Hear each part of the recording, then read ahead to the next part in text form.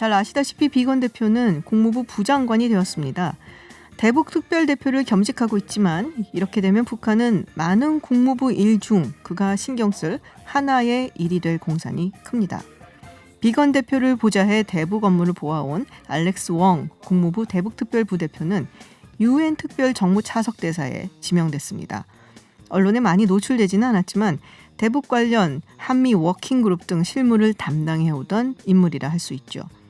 마크 램버트 전 국무부 대북특사는 UN 특사가 되었습니다. 왠지 대북 업무를 맡던 인물들이 UN 쪽으로 이동하는 느낌인데요. 트럼프 행정부가 공석을 빨리빨리 채우지 않는 성향을 가지고 있는 것으로 미루어 보건대 바로 새로운 인물이 등장하기는 좀 어려워 보이고요. 더군다나 대선이 있는 올 한 해 트럼프 대통령의 관심은 온통 재선에 가 있을 터 북한과의 이슈는 쉽게 풀리기가 어렵지 않을까 합니다. 이래저래 꽉 막힌 북한이 어떤 수를 택할지도 우려가 됩니다. 일본 요코하마항의 정박중인 크루즈선에서 코로나19 확진자가 오늘 추가로 39명이 나오면서 174명이 감염됐습니다. 3,500여 명이 탑승해 있는 만큼 추가 감염 확산 우려가 매우 큰 상황인데요. 다행히 아직까지 우리 국민들의 감염 소식은 들려오지 않고 있습니다. 요코하마 영사관 윤희찬 총영사 전화 연결해서 좀 더 자세한 이야기 들어보겠습니다. 안녕하세요. 네, 안녕하십니까. 통영사 윤희찬입니다. 네, 지금 그 크루즈선에 우리 국민 14명이 탑승하고 있는 걸로 알고 있는데요. 아직 감염자는 없다고 들었습니다. 맞습니까? 네, 예. 현재까지는 저희가 파악한 바로는 없습니다. 네, 지금 담당 형사가 요코하마까지 가서 지금 우리 국민과 소통을 하고 있다고 들었습니다. 일단 들어갈 수는 없으니까 현장에서 통화하고 그러면서 건강 체크하고 있다고 알고 있는데요. 그는 이제 그렇지는 않고요. 저희가 이제 2월 5일 격리 네네. 선실 격리 후부터 이제 계속 저희가 소통을 하고 있고 오늘은 네. 저희가 선실에 있는 이제 우리 국민들 요청한 이제 물품을 이제 전달하였습니다. 아, 어떤 거 전달해 주셨나요? 그분들이 장기간 이제 이 선실에서 이제 있기 때문에 이 식품, 김치나 네. 이제 컵라면, 아, 그리고 네. 이제 생활 필수품, 치약, 칫솔 같은 거, 그다음에 마스크, 파스 같은 거를 오늘 약 한 12분에 이제 한 155점을 이제 전달했습니다. 아, 그렇군요. 자, 지금 뭐 네네. 말씀해 주셨습니다마는 마스크라든지 이런 것도 굉장히 부족하고 약도 부족하고 뭐 하여튼 굉장히 열악한 상황인 것 같습니다. 침대 시트 교환도 안 되고 지금 승객들이 상당히 힘들다라는 호소가 이어지고 있는데 어떻게 좀 파악은 해보셨는지 일본 정부에서는 뭐 다른 얘기 없나요? 일본 정부에서는 초기에는 좀 이제 상당히 좀 이의점이 있었는 것 같은데요. 네. 최근에는 이제 선실에 이제 의사들도 이제 상당히 좀 많이 보냈는 것 같고, 네. 그 다음에 이제 그런 의료품들도 다 전달을 했는 것 같습니다. 그래서 현재는 뭐 그런 부분에 대해서는 많이 해소가 된 것 같은데요. 네. 예. 처음에는 좀 그런 호소가 있었는데 지금은 의료진도 많이 보냈고 그래서 약도 지금 처방을 하고 네네. 있는 그런 상황이다라는 예, 말씀이셨고요. 그런 상황으로 이제 기사를 이제 보고 봤습니다. 네. 네. 그런데 지금 뭐 크루즈 탑승자 중에 감염자가 지금 174명까지 이렇게 나왔습니다. 이 감염자 네네. 전부 다 배 안에 있는 거고 다른 승객들도 함께 있는 거잖아요. 물론 이제 격리가 되어 있기는 합니다마는 지금 뭐 네네. 일각에서는 뭐 의료계 소식에 따르면은 감염자들도 그렇고 감염자가 아닌 승객들도 그렇고 빨리 하선을 시켜서 격리 시설로 옮겨야 된다라는 얘기가 있는데요. 일본 네. 측에서 그럴 계획이 없는 건가요? 지금 이제 계획대로 한다면은 19일 날 이제 네. 잠복기가 끝나는 이제 19일 날 이제 하선이 이제 예정돼 있는데요. 네. 앞으로 계속 확진 여부에 따라 가지고 이제 변수는 있을 것 같습니다. 근데 19일 날 뭐 예. 하선하고 그 후에 아마도 뭐 격리 조치를 하겠지만은 지금 말씀하신 것처럼 뭐 확진자가 계속 늘어나고 그러면 변수가 있지 않습니까? 격리 기간이 더 연장될 수도 네네네. 있고 어떻습니까? 네네네. 그래가지고 지금 저희들도 이게 네. 오늘 아까 조금 전에 말씀하셨듯이 오늘 또 39명이 이제 그 확진자가 발견이 됐고 해가지고 앞으로 좀 이 상황이 더 악화될 수는 있을 것 같은데요. 이제 네. 일본 정부에서는 이제 이 고령자라든가 네. 아니면은 이제 지병 있는 분들을 대상으로 해가지고 이제 하선하는 것도 지금 검토 중에 있는 걸로 저희가 알고 있습니다. 아직 그렇군요. 확정된 건 아닌 것 같고요. 네. 네. 지금 전수 검사를 안 한다라고 들었어요, 이야기를. 그럼 네네네. 한국인 탑승객들이 지금 뭐 다행스럽게도 증상이 있는 분들은 없는데 그렇기 때문에 검사도 아직 네. 못 받으셨다고 이야기를 들었는데요. 전수 검사를 지금 안 하고 있는 네. 거죠? 지금 이제 매일 자가 검사를 이제 2회씩 하는 걸로 지금 저희가 파악을 하고 있습니다. 자가 검사를 매일 2회씩. 네네. 네. 네. 그럼 지금 이제 한국 정부에서 우한에 전세기를 띄웠지 않습니까? 네. 네네네. 그러면 지금 일본 크루즈선 내에 우리 국민들이 또 14분 계시니까 이분들을 좀 이송할 네네. 계획은 없는 건지 지금 정부 차원에서는 아직은 뭐 없다라고 발표를 하고 있습니다. 뭐 전혀 생각을 안 하고 있는 건지 뭐 어떤 상황인지 궁금한데요. 그거는 뭐 제가 이제 답변 드리기는 좀 네. 어려운 상황이고요. 어떻게 정부 발표대로 상황에 따라 가지고 이제 또 추가 조치도 있을 수 있지 않겠습니까? 네. 네, 알겠습니다. 초 영사님, 우리 국민 안전을 위해서 끝까지 애써 주시길 바라겠습니다. 정말 고맙습니다. 예, 감사합니다. 네, 수고하십시오. 네. 네, 지금까지 요코하마 영사관 윤희찬 송영사와 말씀 나눴습니다. 네, 일본에 정박해 있는 크루즈선 상황 굉장히 심각해 보입니다. 네, 사실 뭐 다른 곳에서는 코로나19 섬이다라는 이야기까지 나오고 있는데요. 이 가운데 아베 내각의 방역 대처 미흡하다는 지적이 나오고 있습니다.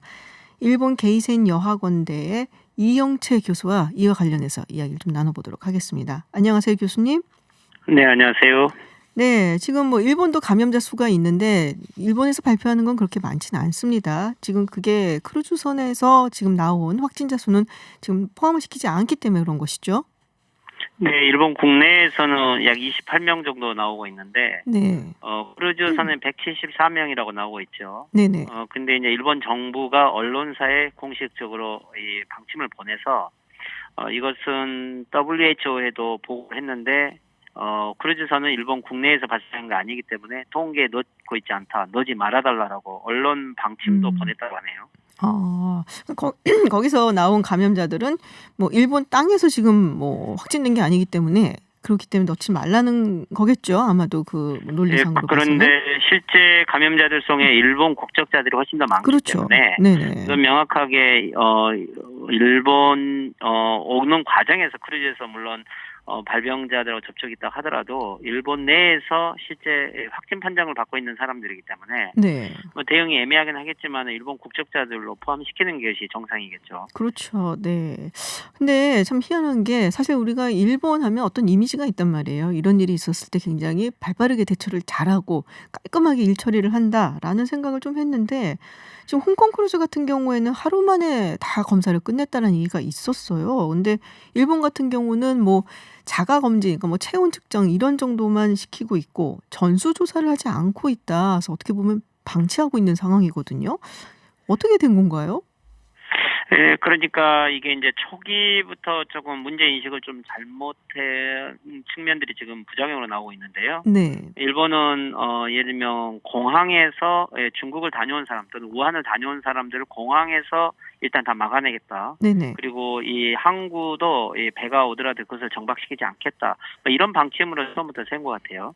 그런데 이제 이 공항에서 막는다고 하더라도 실제 이게 작년 12월부터 벌써 많은 중국 관광객들이 일본에 들어와 있고 그렇죠. 또 그렇다면은 이 무반응 또 이런 증상을 가진 사람들도 있기 때문에 네네. 실제 보면은 일본 국내에 알려지지 않는 이러한 조금 증상을 가진 사람들이 많다고 봐요. 그런데 이제 일본 정부는 올해 올림픽도 있고 그러기 때문에 중국에서 오는 사람으로 한정을 해서 좀 국내의 이 체제 오염도를 아주 낮추려고 좀 했다고 보고 있는데요. 네. 그런데 이제 또 한 가지는 이게 그러니까 이제 공항에서 막지 못한 측면들을 좀 인정하지 않고 싶다. 뭐 이런 정치적인 판단도 있고 또 한 가지는 원래 이제 일본이 자연재해 좀 강하다고 했을 때는 대부분 뭐랄까요, 지진이라든가 그렇죠. 태풍이라든가 홍수 같은 것들은 그래도 나름대로 이 민간인들이 많이 참여를 해서 자원봉사 조직을 함께 민과 관이 대응을 많이 하는데, 네. 근데 이제 이런 지금 코로나 같은 경우는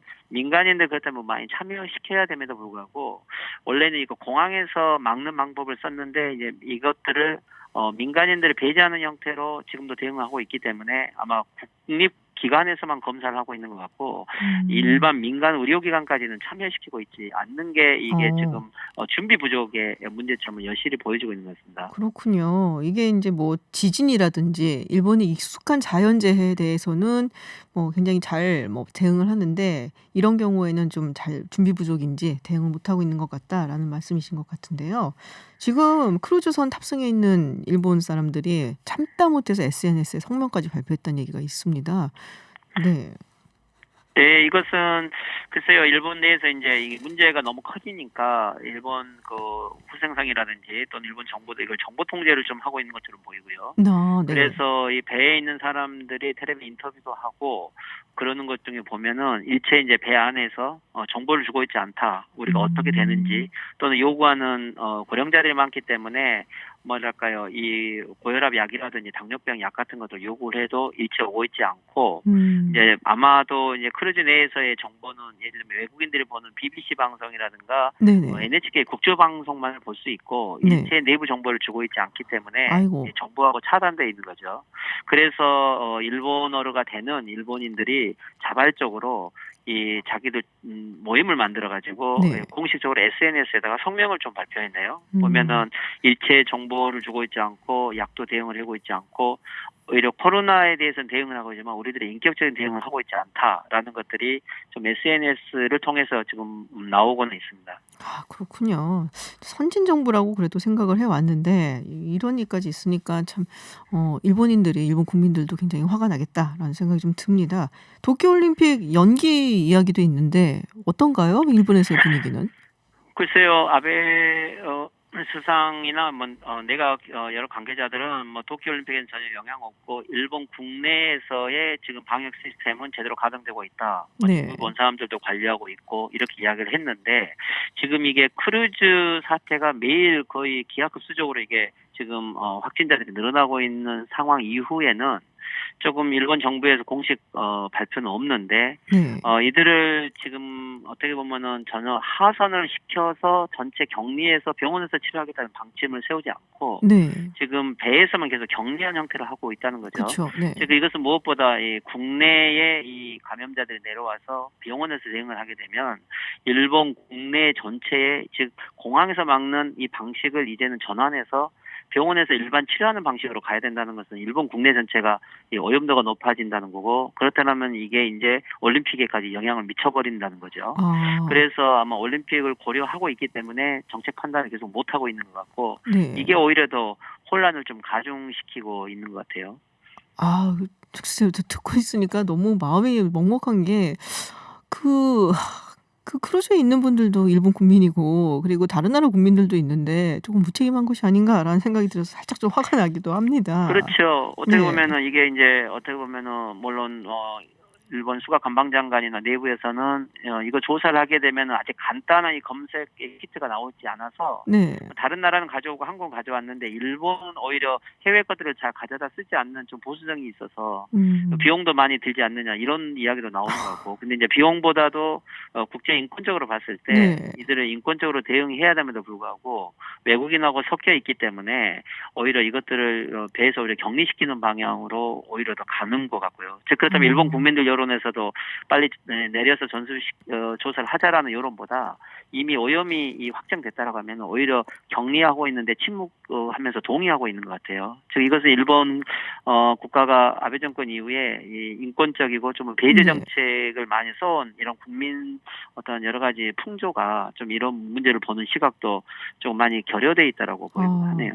글쎄 뭐 아베 정권도 정권이지만 일본 국민들도 암묵적으로 거기에 침묵을 하면서 동의하는 그런 모양새를 보이고 있다는 말이 조금은 더 충격적입니다, 사실은.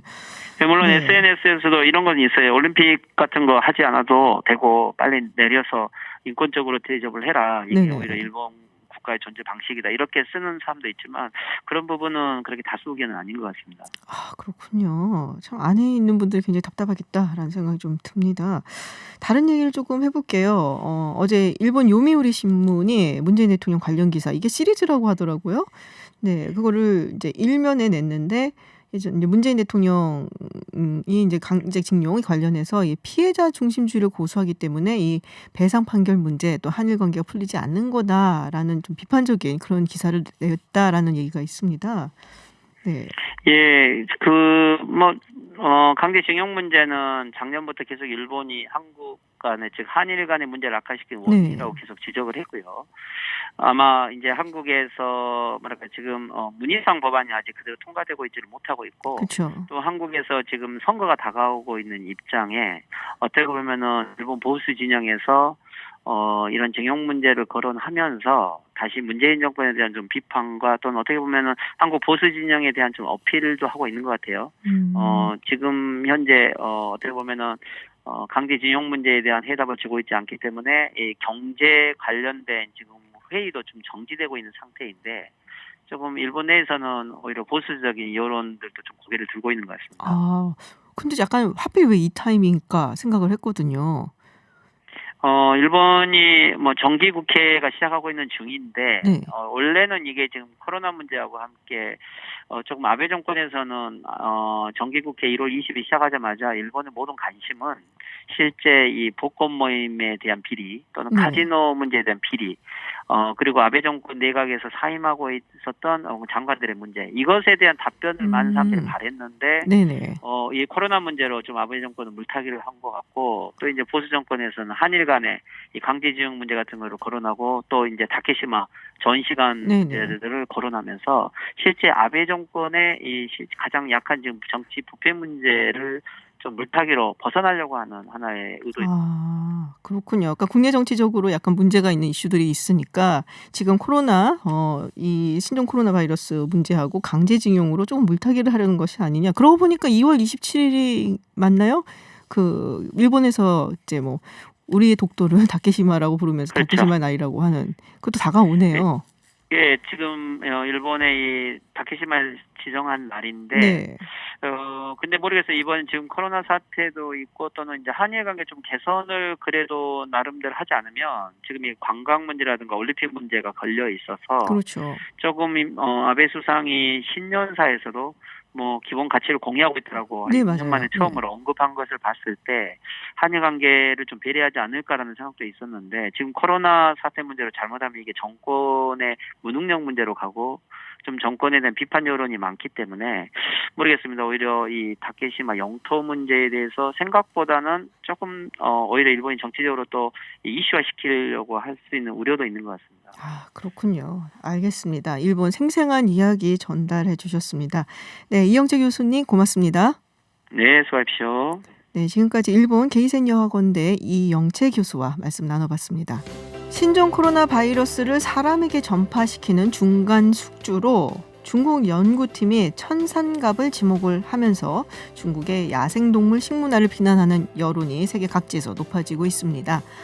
이유는 이 천산갑이 멸종위기종으로 분류돼서 포획이 금지된 동물이기 때문인데요.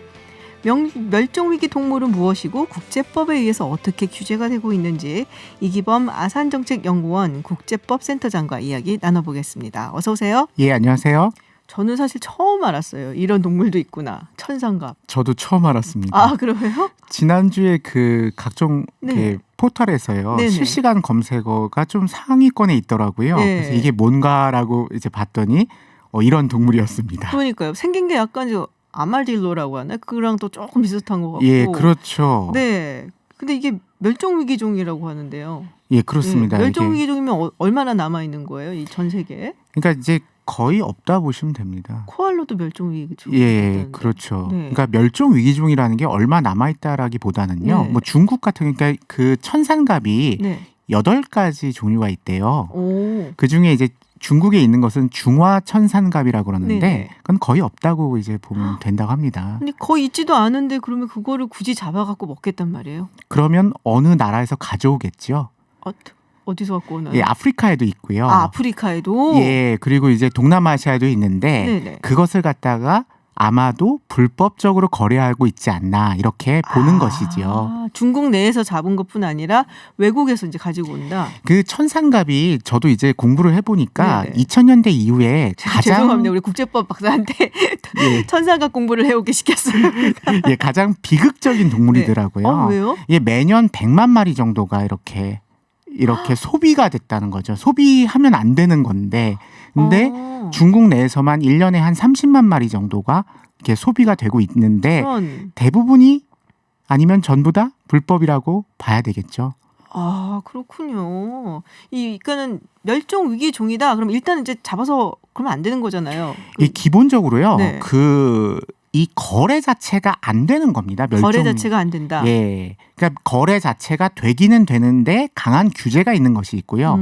거래 자체가 기본적으로 안 된다. 이렇게 보시면 됩니다. 근데 천산갑은 거래 자체가 안 되는 겁니다. 그럼 이 멸종 위기 이런 거 지정은 어디서 하나요?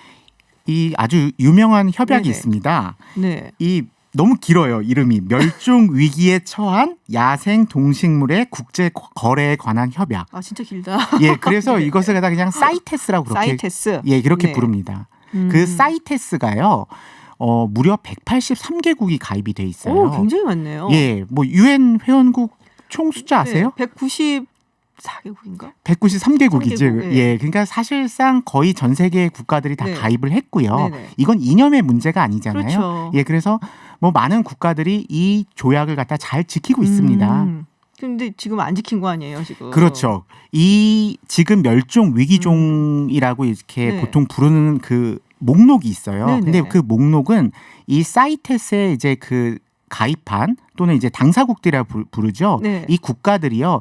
그 총회를 엽니다. 그럼 음. 총회를 열 때마다 이 목록을 갖다가 수정할 수도 있어요. 그래서 개체수를 보았을 때 네. 아, 이건 멸종 위기종이다. 그러면 부속서 1에다 집어넣고 강하게 규제를 합니다. 근데 개체수가 늘어났다. 그럼 부속서 2로 빠집니다. 그러면 거래는 되는데 강한 규제를 예, 통해서 그렇게 됩니다. 그러니까 그렇군요. 부속서 1에 들어가면 거래가 안 된다고 봐야 되는데 네. 천산갑은 언론 보도 중에 좀 잘못 나온 게 있는데요. 네네. 천산갑은 최신 정보에 의하면은 예, 부속서 1입니다. 그래서 거래가 안 됩니다. 거래가 안 되는 것이다. 그렇기 때문에 그렇게 거래가 안 되는 동식물이 뭐 얼마나 되나요? 개체수로 보면은? 개체수로 보면 네. 이제 동물은 한 700종 700. 정도, 그리고 식물은 한 300종 정도. 아, 그렇군요.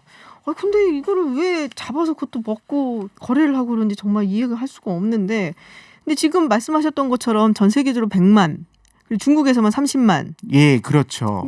생각보다 그러면 너무 밀렵이란 이런 게 쉬운 거 아니에요? 그러니까 이게 사실은 네. 그 각 국가가 이 사이테스라는 조약에 가입을 했기 때문에 네. 국내적으로 규제를 해야 됩니다. 그렇죠. 근데 우리 같은 경우에는 굉장히 규제가 잘하고 잘 있어요? 되는 아. 국가고요. 그에 반해서 중국은 법은 있어요. 중국의 국내법은 있는데 네. 그 국내법이 집행되는 문제는 또 다른 문제잖아요. 법은 있지만 집행은 잘 안 되는. 그 이번에도 사실 네. 그 우한 같은 경우에 그 수산물 시장이란 이름 네네. 하에서 맞아요. 각종 야생 동물이 거래되고 있었잖아요. 수산물 시장이라 갖고 수산물 파는 줄 알았더니 그게 아니더라고요. 예, 아니죠. 네. 각종 야생 동물을 팔고 그러니까, 있었죠. 네. 이러다 보니까 그 자체가 벌써 중국에서는 규제가 잘 안 되고 있다. 이걸 아. 우리가 알 수 있는 거죠. 그렇군요. 예전에 사스 때도 거기도 사실은 이런 야생동물 파는 것 때문에 문제가 됐었던 거잖아요. 그렇죠. 당시, 고양이였죠. 뭐 그리고 네. 이제 박쥐도 얘기가 나오고요. 네, 뭐 박쥐도 사양 나왔고, 고양이도 사양 나오고 고양이. 예, 여러 가지 이제 동물들 이야기가 나오죠. 근데 그때 규제한다고 해서는 문 닫아놓고 그래서는 얼마 후에 다시 풀었잖아요. 그러니까 규제라는 것은 사실요 단속이를 말하는 거거든요. 그리고 그것을 못하게 말하는 것인데 이렇게 하지 않는 거죠, 중국이요. 그렇군요. 그러면 어떻게 국제적으로 좀 제재할 방법은 없나요? 중국이 사실요 네. 이 문제 가지고 한번 크게 당한 적이 있습니다. 언제요? 4년 전에 네. 남중국해 중재 판정 혹시 기억나시나요? 아, 기억나죠. 예, 남중국해를 놓고 나서 거기에 뭐 중국의 구단선 문제가 이야기된 적이 있었잖아요. 그때 잘 언론에는 이야기가 안 됐지만은 그때 바로 그 이제 재판소의 판결문 안에 이 사이테스 관련한 내용이 나옵니다. 이게 거기 들어가 있었어요? 그러니까 사이테스가 여러 네. 가지를 갖다가 이제 다루잖아요. 네네. 예, 그러다 보니까 중국 어부들이 남중국해에서 네. 멸종위기에 처한 그 물고기나 이런 것들을 마구 잡았다는 거죠. 예, 그렇기 때문에 이미 중국은 사실 국제재판에서도 이 사이테스 가지고 한번 크게 당한 적이 있습니다. 근데 정신을 못 차린 거예요. 네, 그렇습니다. 근데 말씀하셨던 대로라면은 그때 한번 당했고 국제적으로도 이제 제재가 가해졌는데 그래도 소용이 없다는 거잖아요. 예, 이것을 중국이 이제 국내법적으로 네. 법은 있어요. 법이 있다는 것은 명백하지만은 그 집행을 갖다가 느슨하게 한다는 게 이번에도 또 한 번 드러난 거죠. 그렇군요. 이 사이테스 말고 또 다른 뭐 동물 보호 협약 기구 뭐 이런 건 없나요? 이게 생물 다양성 협약이라고 있습니다. 생물 다양성 협약. 예, 그것도 뭐 유전 자원을 포함해 가지고 생물은 다양해야 된다는 거예요. 종이 다양해야 된다. 다시 말해서 멸종을 막아야 된다 이런 의미인데요. 그렇죠. 이 생물 다양성 협약과 지금 말씀드린 사이테스가 사실 양대 조약이라고 보면 됩니다. 그리고 지금 말씀드린 그 남중국해 중재재판에서도 네네. 또 생물 다양성 협약도 다뤄졌어요.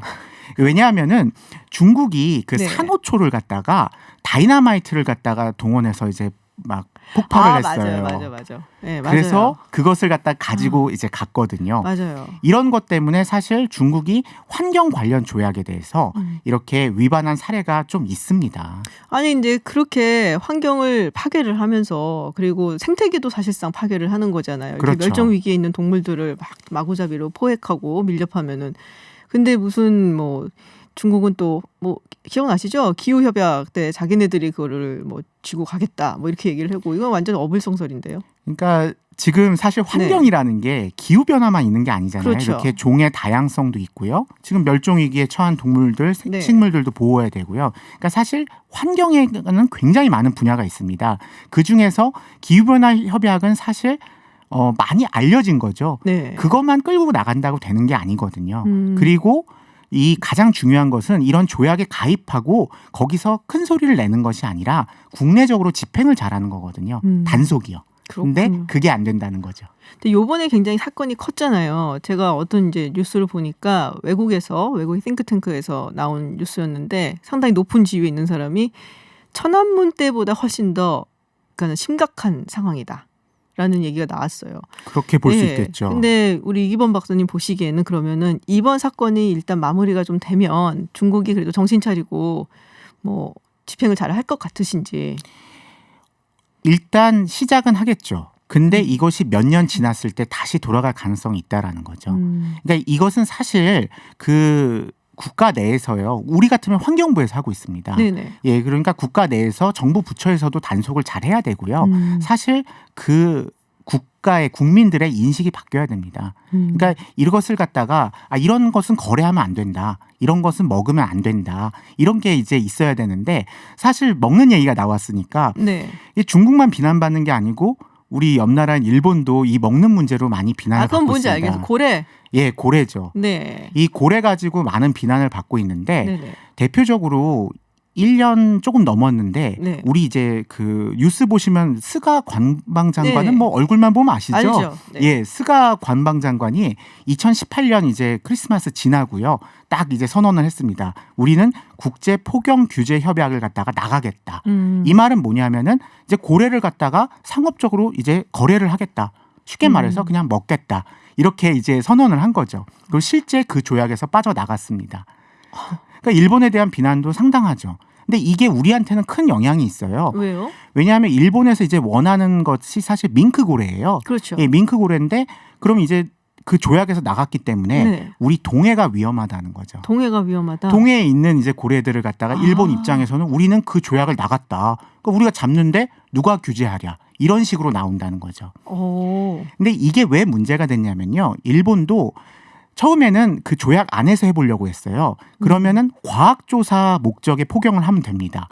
근데 과학조사 목적의 포경을 하게 되면은 네. 연구소가 이제 연구를 하려면 돈이 필요하잖아요. 그렇죠. 그래서 연구를 하고 남은 고기를 시장에 유통을 할 수 있습니다. 그것을 이용해 가지고 일본이 남극 쪽에서 과하게 네네. 좀 잡았습니다. 아. 그런데 그것도 국제재판에서 6년 전이었죠. 네네. 호주한테 졌습니다. 아. 예, 그렇기 때문에 일본이 이건 도저히 안 되겠다 해서 아예 조약을 나가게 되는 그런 선택을 하게 되는 겁니다. 그렇군요. 아니 근데 먹는 이제 식문화가 나와서 말인데 이게 사실 뭐 다른 나라의 식문화에 대해서 이러쿵저러쿵 할 수는 없죠. 그거는 본인들이 알아서 하는 거지만 적어도 이렇게 멸종 위기에 있다든지 우리가 좀 보호를 해야 되는 종에 대해서는 조금 그래도 자제해야 되지 않을까라는 생각이 좀 들거든요. 저희가 봤을 땐 너무 당연한 얘기 네. 같은데요. 그리고 이거는 뭐 이제 한국 주변에 있는 국가들이 전부 다 이렇게 조약들을 갖다 어겨가지고 이렇게 당했거든요. 네. 그러면 이거에 대해서는 한번 생각을 해볼 문제라고 저는 보는 거죠. 우리가 뭐 항의를 한다든지 뭐 이런 식으로. 근데 뭐 혼자는 아니고 뭐 다른 국가들과 함께 해야 되겠죠. 한국이 안 해도요. 네네. 다른 국가들이 너무 많이- 잘해주고 다 있습니다. 잘해주고 있어요. 예, 특히 일본에 대해서는요. 네네. 뭐 호주나 뉴질랜드가 너무 잘해주고 있고요. 네. 뭐 중국에 대해서는 지금 뭐 이번 전 이제 세계가 하겠네요. 오늘부터는 네. 코로나 19라고 해야 되나요? 네네. 코로나19. 네. 예, 뭐 전 세계 여러 국가들이 중국에 대해서 비난을 하고 있기 때문에 사실 한국이 특별히 나설 이유는 없습니다. 그렇군요. 자, 지금 뭐 일본 얘기가 나와서 말인데 이거 좀 질문을 좀 드릴게요. 이게 뭔가요? 일본 정부가 $10,000,000를 WHO에 지원을 하고 그다음부터 확진자 집계 방식이 바뀌었다. 진짠가요? 이게 뭐 왜 바뀌어요, 근데? 2주 전에 네. 저희가 세계보건기구에 대해서 얘기를 했었죠. 네네, 맞아요. 근데 지금 세계보건기구가 뭐 비난에 비난만 받고 있죠. 그렇죠. 이렇게 돈을 투자를 했더니 원래 확진자를 갖다가 일본 몇 명 해야 되는데 네. 일본 내에서만 몇 명이라고 기타라는 항목을 신설을 했죠. 기타. 예, 그래서 크루즈 감염자들은 전부 다 기타가 되고 있습니다. 기타가 된 거예요? 예. 아. 그러니까 지금 뭐 그 사무총장이 네. 사실 3년 전에 중국의 지원으로 이제 당선이 됐죠. 네네. 그리고 그때도 많은 돈을 투자를 받았습니다. 그러니까 이 세계보건기구 사무총장이 중국이나 일본에서 이렇게 돈을 받게 되면은 이런 식으로 뭐 사무총장의 권한이 막강하다 보니까 막 이걸 불법이라고 말하기는 어렵습니다만은 권한을 갖다 조금 남용하는 듯한 이런 모습을 보여주고 있습니다. 그렇군요. 지금 기타로 지금 분류가 되신 분들이 거의 뭐 섬에 갇힌 듯이 지금 있는 거거든요. 굉장히 안타까운 상황이죠. 네. 그런데 사실 또 일본에 그 주권이 미치는 곳이기 때문에 네. 다른 국가가 뭐라고 하기가 어려워요. 아, 그러니까 이게 영해 안에 있으니까? 정확히 말하면 영해가 아닙니다. 그럼 뭐예요? 내수라고 그럽니다. 내수. 그러니까 내수기 때 항구잖아요. 네네. 그러니까 내수는 진짜 말 그대로 그냥 우리가 호수, 강처럼 네네. 주권이 전적으로 미치는 곳입니다. 아. 그렇기 때문에 국제적으로 아. 예를 들어서 일본이 네. 아예 환자들을 포기를 하면 모를까 그렇지 않고 이게 우리만의 방식이다. 이렇게 주장을 하게 되면은 여기에 대해서는 다른 국가의 주권 상황이기 때문에 항의는 가능하겠지만 법적으로 어떻게 해볼 방법이 없습니다. 아니 근데 또 우리가 그 중국 우한에서 전세기 보내서 뭐 우리 국민들 또 데리고 왔잖아요. 그렇죠. 근데 지금 뭐 여기 근데 크루즈선에 갇혀 있는 우리 국민도 한 14명이라고 제가 알고 있는데 예, 그렇게 들리고 있습니다. 네. 뭐 데리고 올 수 있는 방법이 없나요? 그러니까 중국에 우리가 전세기를 3번 보냈죠. 네. 근데 첫 번째 보낼 때 딜레이, 그러니까 연기됐던 거, 네네. 막 지연되고 이런 거 네, 기억나시죠? 맞아요. 네. 그런 것처럼 사실 그것은 그 주권 상황이기 때문에 거기도 사실 이제 중국으로 들어가는 거니까. 그래서 중국이 어떻게 허가를 내주냐의 문제였거든요. 아. 그래서 결국 양국 간의 협의의 문제였고 중국은 결국은 해준 거죠. 네. 이게 우리 협의를 받아들여 준 거고 일본은 아직까지 이게 우리만의 방식이고 이게 가장 좋은 방식이야. 이렇게 나오고 있다는 거죠. 그러니까 우리의 협의를 갖다가 지금 일본이 받아들일 의사가 없다라는 거죠. 그렇군요. 이제 국제적으로 상당히 비판도 많이 받을 수 있을 것 같은데 지금 WHO 사무총장 게브리예수스 예. 이름도 힘들고 예. 지금 뭐 청원이 이렇게 많이 올라오고 있다는 얘기가 있어요. 지금 예. 네 사퇴하라고. 예. 이게 뭐 50만 넘으면 뭐 어떻게 된다는 얘기가 있는데 정확히 어떤 거예요? 뭐 그런 거는 조금 낭설에 가깝고요. 낭설이에요. 오히려 가장 확률이 높은 것은요. 네. 앞으로 7년 반을 더 할 가능성이 높다라는 거죠. 그게 무슨 얘기인가요? 왜냐하면 저희가 2주 전에 그 얘기를 안 했어요. 그 세계보건기구 사무총장 임기 얘기를 안 했는데 네네. 이게 5년입니다. 그러면은 그 사무총장이 한 2년 반 조금 네네. 넘었거든요. 근데 일반적으로 한 번 연임이 됩니다. 그러면 5년을 더하게 되면은 7년 반. 예. 그렇게 물론 이번 이 사태 때문에 그 연임이 안 될 수도 있습니다만은 네. 지난번에 제가 설명을 드렸던 것처럼 그 당시에 너무 압도적인 표로 당선이 됐어요. 그러면 만약에 연임 문제가 불거졌을 때 다시 한번 중국이 지원했을 때 과연 표가 안 나올 것인가?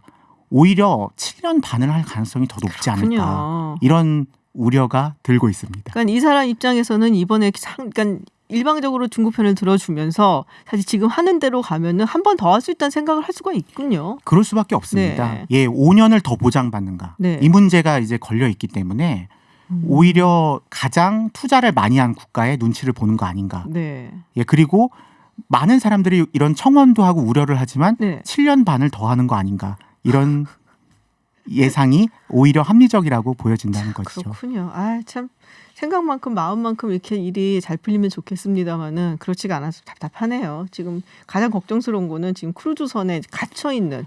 예, 네, 저 그분들이 개인적으로 가장 봐도 그런 방식이 과연 최선의 보건 조치인가 네. 저는 상당히 의심을 하고 있습니다. 근데 네. 일본이 그런 식으로 기타라는 항목까지 만들어내면서 그렇게 오히려 확진자를 갖다 우리 일본의 확진자가 아니라는 식으로 이렇게 그 보건 조치를 하는 것이 네네. 예, 과연 뭐 저는 이제 보건 전문가가 아니기 때문에 제가 더 이상 말씀 못 네네. 드리겠지만은 예, 좀 우려가 상당하다고 보여집니다. 뭔가 좀 비양심적인 생각은 좀 든다. 이거는 뭐 부인할 수가 없네요. 예, 그렇죠. 네, 알겠습니다.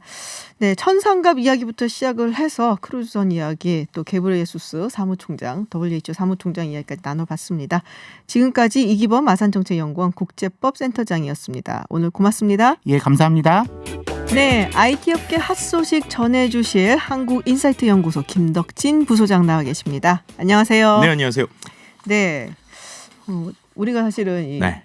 코로나19 얘기를 굉장히 많이 했는데 지금까지 오늘 네. 완전히 다른 얘기를 좀 해보려고 이제 합니다. 좀 코로나 말고 네. 다른 얘기도 네. 같이 해봅니다. 자, 카카오. 네. 시작은 카카오톡이었죠. 음흠. 네, 채팅을 하고 친구들과 뭐 방도 만들어서 단톡도 하고 이랬는데 지금 그래서 카카오페이도 나왔고, 그렇죠. 네, 이제 주식을 한다는 얘기가 들어가 있어요. 네, 이제 카카오로 이제 주식도 어. 이제 사고 팔고 증권도 우와. 하고 요런 이제 또 시대가 등장을 합니다. 그러니까는 어떻게 보면 카카오톡으로 펀드도 사고요, 또 뭐 거래도 하는 이런 것들인데 이게 어떻게 되는 거냐면 카카오페이가 이제 증권업에 네. 이제 진출을 한다고 보시면 될 것 같아요. 그래서 이제 그 카카오가 가지고 있는 뭐 거의 전 국민이죠, 3천만 네네. 이상의 어떤 가입자를 기반으로 또 이제 주식 시장까지 이제 사람들이 편하게 접근할 수 있게 하겠다라는 것이 이번에 어떤 방식이다라고 볼 수 있을 것 같습니다. 좀 자세히 설명해 주세요. 어떻게 하다가 지금 증권업계까지 카카오가 진출을 하고. 네, 일단은 그 카카오에 대해서 그 이제 조금 쉽게 하나 더 설명을 드려야 될 게 네. 우리가 카카오가 얼마 전에 은행 진출했다고 해서 카카오뱅크 얘기들 많이 네네. 했잖아요. 근데 정확하게 표현하면 카카오뱅크하고요, 이번에 있는 카카오페이는 약간 회사가 달라요. 어떻게 다르냐면 카카오뱅크는 그러니까 지분 구조로 보면 정확하게 말하면 카카오 마음대로 못 해요. 왜냐하면 그게 이제 이름은 카카오뱅크인데 네. 이제 운행법이나 이런 것 때문에 일대 주주가 아닙니다. 그러니까 아. 다른 은행이나 다른 데들이 들어가 있어서 뭔가 의사결정하는 게 복잡해요. 근데 이번에는 이제 카카오페이, 그러니까 카카오가 거의 100% 자회사라고 할 수 있는 네. 여기에 이제 이번에 증권 기능이 들어간다고 보시면 될 것 같아요. 그러니까 조금 다른 결이고 어떤 방식이냐면 기존에도 원래 바로투자증권이라고 하는 증권사를 인수하려고 계속 신청을 했었어요. 카카오가? 네. 네. 그러니까 근데 이제 이게 인수가 계속 늦어지다가 왜냐면은 이제 뭐 예를 들면은 뭐 대표이사의 어떤 뭐 적격성 심사 이런 것들 때문에 계속 네. 기간이 길어지다가 이번에 이제 인수가 된 겁니다. 1년 만에. 아. 그래서 정확하게 표현하면 카카오뱅크랑은 상관없이 네. 카카오 앱 안에서 우리가 뭐 선물하기나 이런 거 하는 거 네. 있잖아요. 거기에 이제 증권이 붙는다고 생각하시면 돼요. 그렇게 쉽게 이렇게 정권 거래를 해요? 네, 그럼 어떤 일이 일어나느냐? 우리가 생일 되면 네. 예를 들어서 요즘에 생일 쿠폰 막 그 네. 안에서 주잖아요. 예를 들면은 5,000원짜리 펀드 상품권을 생일로 주는 5,000원짜리 펀드 10,000원. 상품권? 네, 그것도 그러니까 있어요? 그런 식으로 이제 지금 보험도 지금 이미 이렇게 바뀌었는데 기존에는 우리가 한 주라는 개념이 그렇죠. 이제 어느 정도 가격이 비싼 거였잖아요. 네. 근데 요즘 보면 보험 상품도 그렇고 해외 주식도 그렇고 소액으로도 투자가 가능합니다. 아, 그러니까 그래요? 몇천 원짜리. 예를 들면은 내가 그 별다방에서 커피를 많이 먹는 사람이면 네. 예전에는 별다방에서 커피를 먹는 한 4,500원으로 커피 먹고 말았잖아요. 그쵸. 근데 제가 이거 잘 되니까 4,000원짜리 별다방 주식을 살 수가 있는 시대가 된 거예요. 근데 그런 거를 지금은 그래도 이런 앱이 멀리 떨어져 있었는데 네. 그럼 이제 카카오나 이런 이제 SNS나 IT에 들어가면 예를 들면 이런 거죠. 야, 내가 생일인데 너 그 기프티콘 커피 주는 것보다 너 내가 이거 주식 그 4,500원짜리 쿠폰 보내줄 테니까 한번 투자 좀 해봐. 이러면 선물을 주는 어. 네, 이런 것들이 이제 실제 이제 시작이 되는 겁니다. 주가 내려가면 어떻게 돼요? 주가 내려가면 야 미안해, 야 내가 그래도 커피는 먹으면 지나가지만 야 그래도 이거 갖고 있으면 야 언젠가는 커피값보다는 오르겠지. 올 거야. 뭐 버텨봐. 뭐 이러면서. 이런 것들이죠. 그러니까 이게 재밌는 게 서비스가 된다는 게 아주 중요한 것 같아요. 그러니까 기존에는 우리가 단순히 어떤 그 증권, 주식 하면은 투자 아니면 나랑은 좀 멀리 떨어져 있는 것 그쵸. 이런 거였는데 결국 이러한 전 국민이 쓰는 플랫폼에 어떤 것이 들어온다라는 거는 일단은 서비스화가 돼서 접근성이 높아진다. 그리고 사람들에게 이러한 금융이나 이런 앱들이 좀 더 가까이 있으니까 네. 투자나 이런 게 어렵지 않게 붙는다라는 개념에서 이제 좀 중요한 개념으로 볼 수 있을 것 같고요. 그러니까 이제 어떻게 보면은 다양한 기존에 있던 증권회사들이 긴장을 할 수밖에 없는 뭐 이런 상황이다라고도 볼 수 있을 것 같습니다. 그래서 지금 이제 들려주신 이야기를 딱 생각을 해보니까 그러니까 증권 업계가 막 확 바뀔 것 같아요. 약간 네, 그렇죠. 말씀하셨던 것처럼 이제 그 우리가 엔트리 베리어라고 그러잖아요. 네네네. 주식을 시작하는데 사실은 이제 많은 분들이 아 그거 되게 무서운 거 아니야? 이래서 잘 안 하시거든요. 근데 그런 어떤 심리적인 뭐 장애 네. 뭐 이런 거에 확 무너지는 느낌이 좀 들거든요. 그렇죠. 그러니까 이게 재밌는 게 이 네. 플랫폼 회사가 이런 걸 한다라는 것의 위력을 말씀드리면 앞서서 제가 그 이제 별다방 이야기 드렸잖아요. 네. 실제로 한 금융사에서 이미 그런 걸 개발한 게 있어요. 이게 어떤 거냐면 제가 통장에 예를 들어서 5,000원이 들어 있어요. 네. 근데 5,000원에서 커피를 먹으면 500원이 남잖아요. 네. 그럼 나머지 잔돈을 자동으로 그만큼 주식을 사주는 거예요. 네, 그런 서비스가 이미 있습니다. 근데 있는데 잘 모르죠. 근데 이런 것들이 전 국민이 쓰는 플랫폼에 들어간다라고 하면 이제 모두가 아는 거예요. 그렇게 되니까 말씀하신 것처럼 사람들이 금융, 주식 나랑 먼 거 같았는데 나의 잔돈이 자연스럽게 올라가네라고 되는 거고요. 그다음에 이게 이제 서비스 입장에서 IT 업계에서도 중요한 것 중에 하나가 네. 저희가 예전에 간편 결제 얘기 조금 했었잖아요. 네네. 요즘에 뭐 우리가 땡땡페이, 땡땡페이 네네. 이래서 뭐 예를 들면 제로페이도 있지만 네. 그런 거를 자세히 보시면 그 안에서 결제하는 방식이 두 가지가 있어요. 첫 번째는 제가 그냥 신용카드 있죠. 네. 신용카드에 있는 걸로 결제를 하는 거예요. 근데 그렇게 되면은 이제 그 금융사에선 남는 게 별로 없겠죠. 왜냐하면 카드 수수료 받고 뭐 하면 오히려 손해잖아요. 네네. 근데 두 번째가 뭐냐면 제가 예치금 형태인 거죠. 예를 들면은 제가 땡땡페이에 미리 통장에 5만 원을 넣어놔요. 네네. 그럼 그 5만 원 중에 그거 용으로만 3만 원을 쓰고 남는 돈들이 생긴단 말이에요. 네. 근데 그 방식을 선호를 하거든요. 근데 결국에는 땡땡페이가 그 안에 예치금을 많이 모으게 하려면 바로 이런 방법이 필요한 거죠. 예를 들면은 통장처럼 CMA 통장 같은 게 여기 생긴다고 생각하시면 돼요. 그러니까 더 쉽게 이해를 하면 우리가 도토리 때 있죠. 도토리 때. 네, 도토리 때를 생각하면 제일 쉽습니다. 그러니까 도토리를 우리가 지금도 네. 아마 여러분들 머릿속에 보시면 내가 쓰던 그 어딘가 있어. 미니홈피의 도토리가 서너 개 남아 있을 텐데. 아, 그럼요. 남아 있어요. 그렇죠. 근데 그게 지금 우리가 그 상태로 그대로 있고 현금으로도 못 찾잖아요. 그래요, 근데 맞아요. 만약에 이게 CMA 통장이라고 생각해 보세요. 그러면 내가 10년 전에 묻어놨던 도토리 4개가 어느 날 봤더니 지금 10개가 돼 있을 수도 있는 거죠. 네, 그리고 그거를 현금으로 바꿀 수 있거나 혹은 네. 기프티콘으로 선물을 줄 수 있거나 네. 혹은 주식으로 살 수 있다. 아. 라고 하면은 이게 이제 훅 오는 거죠. 그러면 사람들이 이럴 거면 내가 도토리를 안 쓸 수도 있으니까 10개만 사놨는데 네. 언젠가 도토리를 쓸 수도 있고 그렇죠. 이게 아니면 10개 샀는데 한 7개 쓰고 3개 남는 게 아니고 그렇죠. 계속 뭐 그렇죠. 스스로 아니면은 바꿀 뭐 수도 기프티콘으로 있고. 선물도 줄 수 있고 네네. 아니면 이걸로 뭐 음악도 들을 수 있다? 그러면은 미리 도토리를 좀 넉넉하게. 한 100개 사놓거나 500개 사놓겠죠. 바로 이런 개념이 이제 들어간다고 보시면 돼요. 도토리를 100개, 500개 샀던 때도 있으셨어요? 저는 그 정도로 예전에 통이 컸단 말이야? 열심히 미니미를 꾸몄습니다. 아, 그래요? 예전에는 그런 거 인기였잖아요. 내 거 꾸며놓은 거 놀러 와봐. 막 이러면 집이 없으니까 그래도- 내 미니홈피라도 예쁘게 꾸미자. 뭐 이런 것들이. 그래도 나는 손 떨려갖고 100개는 못 사겠던데. 근데 음악 때문에 예전 기억하시는데 아마 내 CD 대신에 거기에 나의 무슨 그 정체성을 표현하는 음악 리스트를 막 넣어놓는 뭐 이런 것들도 한때 유행하고 허세 막 이랬었죠. 장렬이라고 우리가 또 얘기를 합니다. 네. 근데 이 카카오뿐이 아니고 네이버도 금융시장에 진출한다라는 얘기가 있어요. 이게 이제 되게 중요한 건데요. 네이버에서도 2019년 11월에 사내 독립기업 중에 네이버 페이를요, 네이버 파이낸셜 아예 독립을 시켰습니다. 그러니까 우리가 이제 네이버 안에서 요즘에 쇼핑 쓰거나 네네. 여러 가지 쓸 때 이 페이 서비스 많이 쓰잖아요. 네네. 근데 이거를 아예 별도의 회사로 분리를 한 거예요. 그만큼 힘을 주겠다는 거죠. 아. 그리고 여기가 이제 2019년 12월에 미래에셋에서 8천억 도 투자를 받았어요. 그래서 지금 이미 투자금이 있는 상황이고요. 오. 이걸 가지고 이제 올해 본격적으로 이제 진출을 할 예정인데 네. 이 형태도 아마 주식 그러니까 지금 이제 카카오가 하는 것처럼 주식이나 CMA 통장과 결합된 형태일 확률이 높습니다. 왜냐하면 이미 작년 11월부터 저도 이번에 조사하면서 이제 가입을 한 건데 가입을 했어요. 네, 그 가입을 한 건데 뭘 했냐면 네. 지금은 네이버에서 직접 하는 게 아니라요. 한 그러니까 증권사랑 같이 이제 콜라보를 하더라고요. 네네. 그래서 증권사의 통장을 이제 이 그 페이 서비스를 통해 가지고 만들게 되면 제가 뭐 예를 들어서 한 달에 얼마 이상 증권 거래를 했다. 그러면은 그 포인트로 돌려주는 거예요. 그만큼을. 포인트? 네, 그러니까 네이버 페이로 네이버 돌려주는 페이. 거죠. 그럼 이제 그걸로 생각해 보면 그걸로 그때도 말씀드린 대로 뭐 웹툰도 볼 수 있고 아니면 그렇죠. 쇼핑할 때 일부지만 몇백 원을 쓸 수 있고 이런 맞아요. 식이잖아요.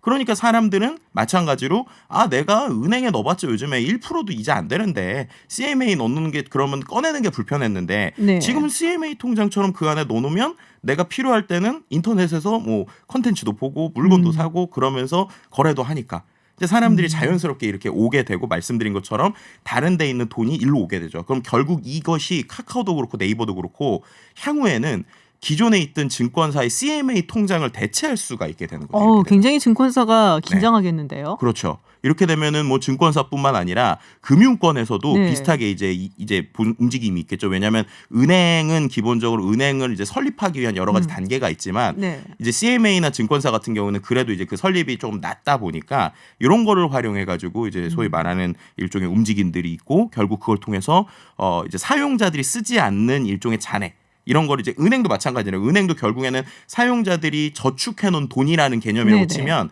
이제 반대로 이제 IT 쪽에서는 그거를 아까 말씀드린 안 쓴 도토리 개념으로 이제 가지고 있는 거죠. 예, 근데 그거를 실제 돈이 아니라 도토리로 가지고 있어도 이게 일반 돈처럼 잘 쓸 수 있으니까 사람들이 굳이 그냥 돈을 놔둬봤자 내가 안 쓸 거 도토리를 갖고 있으면 이유를 조금 더 주니까 네. 이렇게 갖고 있는 개념이다라고 그렇군요. 설명을 하시는 게 이렇게 이해하시는 게 제일 좋을 것 같습니다. 그러니까 이게 이제 어떻게 보면 그거 같아요. 결국에는 우리가 온라인에서 많은 일을 할 수 있게 되니까 그렇죠. 카카오도 그렇고 네이버도 그렇고 이게 이제 핀테크랑 연관이 되면서 네. 그 시너지 효과가 확 일어나는 게 아닌가 그렇죠. 그런 생각이 좀 드는데요. 네. 근데 이게 꼭 IT뿐만 아니라요. 네. 실제 서비스의 위력이 또 나오는 게요. 네. 스타벅스 네. 아시잖아요. 스타벅스가 2016년도에 이미 전 세계 기준이긴 한데 우리가 그 멤버십에다가 안 네. 쓰고 이제 남은 돈들 있잖아요. 잔액. 네네네. 이게 1조 3천억이 넘었습니다. 2016년에요. 이미. 그러니까 지금은 거의 2조 원이에요. 2조. 그러니까는 2조 원짜리 은행을 거의 이제 스타벅스가 가지고 있다라고 생각하는 게 정확하죠.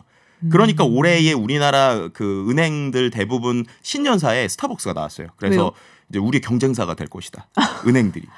왜냐하면은 그 정도 규모면 현금 네. 보유고 1조가 넘는 규모면 네네. 웬만한 미국의 어떤 그 뭐 은행들 보다 이제 규모가 크단 말이에요. 그러니까 이 돈을 가지고 이들이 과연 이제 뭘 할까? 뭐랄까? 예, 그런데 여기서 최근의 움직임이 어떤 블록체인 쪽, 그러니까 네네. 가상화폐 쪽에 있는 어떤 연합체에 이제 스타벅스가 같이 이제 합류하고 있는 부분이 있거든요.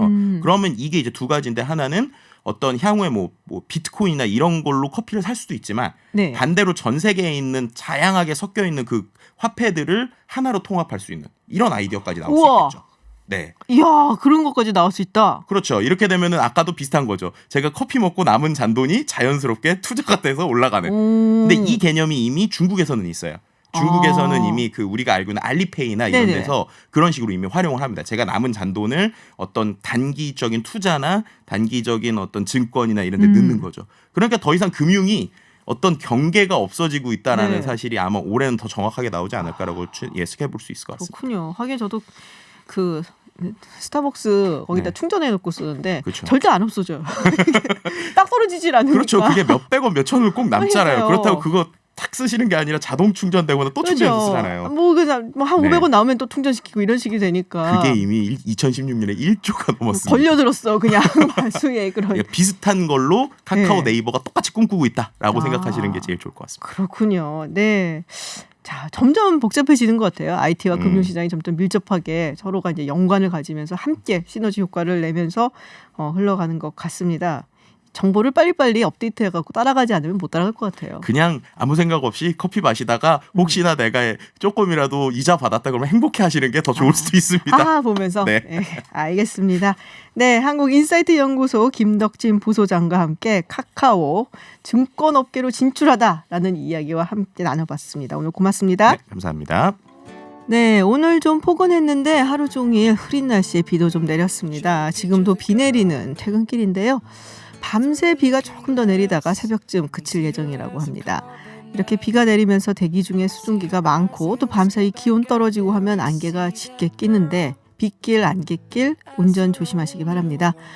오늘 저희가 준비한 소식은 여기까지입니다. 제이슨 브라즈가 부르는 Live High 들려드리면서 저는 물러가겠습니다. 지금까지 김지윤이었습니다.